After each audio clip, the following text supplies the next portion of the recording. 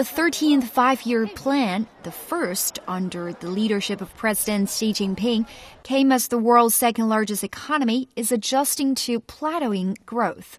The economy expanded 6.9% year-on-year in the third quarter of 2015, the lowest reading since the second quarter of 2009. But the economic structure is improving, and fresh economic drivers, including the service sector, are rising. Nicholas Lardy, senior fellow at the Peterson Institute for International Economics, said, on the world front, China's contribution is still quite large. Economic growth has obviously slowed down since 2010, but global growth is still very low. So China's contribution to global economic expansion is still quite large. Global trade has slowed down, but China's export share, China's share of global exports, continues to go up.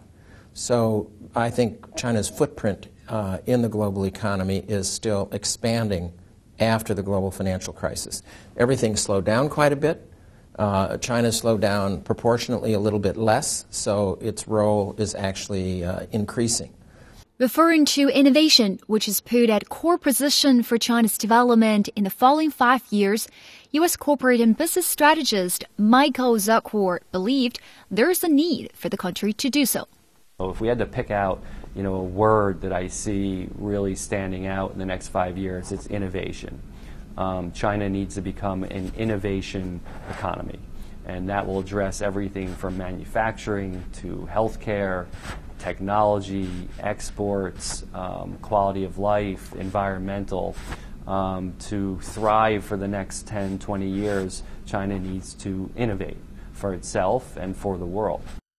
China has also vowed to keep promoting the Belt and Road Initiative by enhancing cooperation with the country and regions along the route and participate in global industrial and equipment manufacturing cooperation.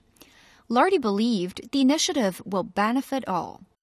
I think in the medium term and the long term, this could be very, very positive, not just for the countries in the One Belt, One Road, but also China, because it will improve the transport links across Central Asia. It will reduce transportation costs. It's in some ways, it's like a free trade agreement, because if you reduce the cost of transportation, it's very similar to cutting tariffs. So it'll lead to more trade back and forth and more benefits.